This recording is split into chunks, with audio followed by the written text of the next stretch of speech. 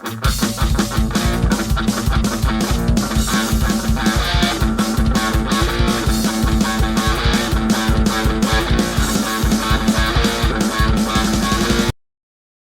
back to the channel's Super Academico and Blue Eye Patch. Let us keep the reading of my book Clueders, Meire Pop Beyond the Cloud, available on Amazon.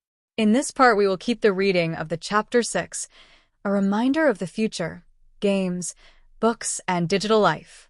Don't forget to subscribe to both channels and like and share the video. Let's go!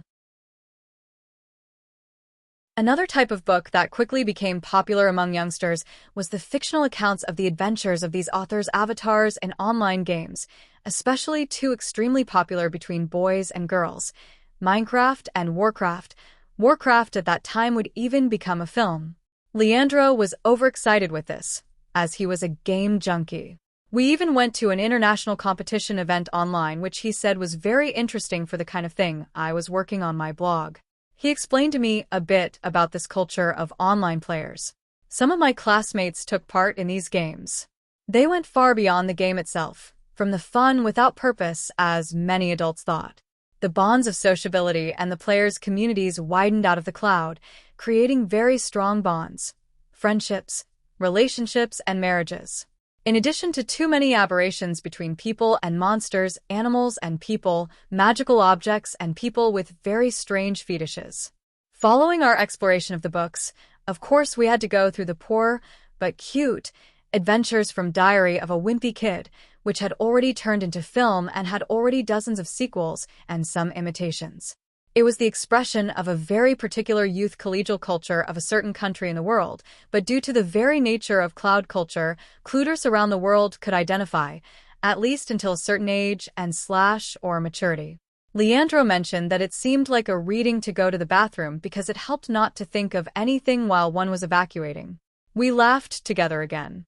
Note: at this time of our courtship, we had enough intimacy to talk about almost everything, but he was still very considerate and careful with me. Maybe because of age, or also because my dad talked to him a few times that he was responsible for me, since he was older. And finally we arrived at the science fiction and fantasy session. It was an entire corridor of the bookstore with the most varied titles. From cult classics such as H.G. Wells, Julio Verne, Arthur C. Clarke, and Isaac Asimov to the late J.K. Rowling, Suzanne Collins, Stephanie Meyer, and Veronica Roth. We had already noticed from our previous conversation after the end of the film that there was a line in common in these more current books that also reflected in the tone of the films. As Hollywood cinema tried to shed more light on events, an obscure sensation remained. A dystopian and gloomy future whose escape from oppression was always due to a model of sensitive rebellion, notoriously led or inspired by women, young, beautiful, and sad. Even the most optimistic sagas like Harry Potter and Twilight brought in their surroundings, in their mood something of a shadow. The overcoming message of love or friendship still lingered, and was also what allowed immediate satisfaction to millions of people by reading and watching such stories. But pessimism was a constant. A kind of morbid, romantic model far more powerful than that of the original romanticists of the 19th century. Interestingly, a classic work of the time, Frankenstein, was also written by a woman, Mary Shelley, and already contained elements of both science fiction and horror. It was also among the book session. Is this the spirit of our time, Leo? What do you mean, Meire?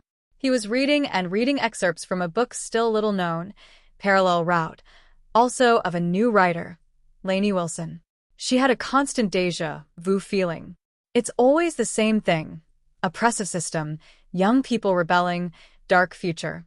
You'll see its lack of creativity. Some of them imitate the others, and they all say the same thing. He ran his hand through my dark and loose hair. I felt the affection and comfort, but the discomfort remained, like that voice that disturbed me a while back. Not only that, these writers are reflecting something of our way of life. Remember that fiction literature has always been the vanguard of the transformations that were to come. Sometimes you sound like a history teacher I have. He relates much to the literature of each time with historical events. How interesting. Tell me more about it. I dropped the book with the others, and Leandro started talking about that teacher. He taught history in high school, but he was a doctor of literature, and it seems he had one of the largest private collections of books in the country. After a while, the two of us talking in the bookstore, something unusual happens.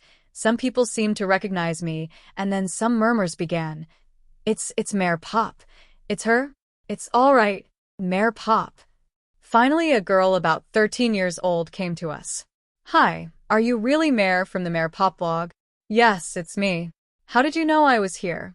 I never put any photos of me on the blog, and in social networks I appear very little, and I don't use the surname Pop, of course, but the true one, Lorenzo. So how could she or anyone else have recognized me? It's on your blog. See. She showed me a simple tablet in which the internet browser was open on my blog, and in a very short post said, I'm now in Bookstore X looking through fiction and fantasy books. It was very strange, for I did not remember writing that message. And by the time of the posting, it would be impossible to have been me, because, in fact, was in the Bookstore X browsing books of fiction and fantasy. I could not have been posting such a thing on the blog. My eyes filled with worry and fear.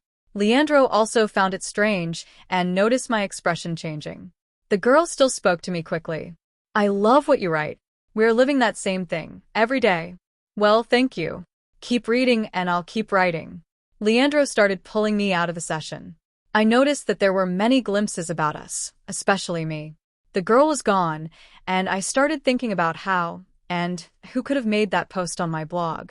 We were walking with our hands together, for Leandro was still kind of pulling me toward the exit of the bookstore when a man's voice called for Leandro. We turned to the voice and saw a man in his 50s, tall, thin, with a beard and gray hair, wearing jeans and a plain red shirt. He walked toward us calmly. I hope you have enjoyed this reading. Continuing to support the channel's Super Academico and Blue Eye Patch. Subscribe, like and share the video. Bye-bye.